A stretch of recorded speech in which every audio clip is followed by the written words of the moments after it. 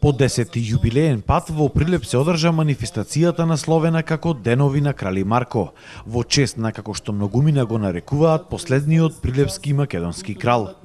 Пред неговиот споменик во центарот на Прилеп се одржа пригодна културно-уметничка програма, реализирана од децата од основните училишта, која што пак беше проследена со литературно читање, историски час посветен на ликот и делото на овој легендарен јунак, како и настап на Кудмо Минок. Инспирација на училиштата кои што се секогаш партнер во оваа манифестација е секако ликот на легендарниот крал. Дел од нив имаат своји лични творби кои што ќе ги читаат овдека. Дел од нив ќе го изработуваат од пластелин, од глина, а секако историските секции ќе одржат и презентација за подемот на Прилепското кралство, кој што му е период што сега го изучуваат во рамките на нивните училишни програми.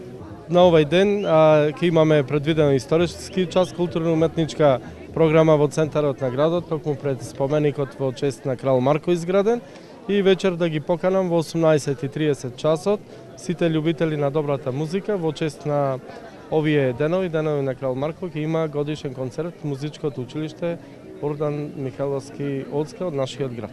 Инаку кралот Марко е син на кралот Волкашин, кој загинува во битката кај Марица во 1371 година, пошто Марко го завзема неговото место. Овој лик во народните епови и песни е представен како лик со надчовечки способности, кој што го штити народот. Дека неговата улога во Македонија е голема, доказ е и големиот број на места ни целата држава кои се наречени по неговото име. Освен Марковите кули во Прилеп, има Маркови кули, односно археолошки наоѓалишта со ова име и на Водно и устието на Пчинја кај Скопје. Марков манастир исто така кај Скопје, кој што го гради таткото на крали Марко Волкашин. Маркова река и селото Маркова Сушица, кои се наоѓаат веднаш кај манастирот, тврдината Марков град на Матка и уште многу други вакви места. Тој е последниот христијански владетел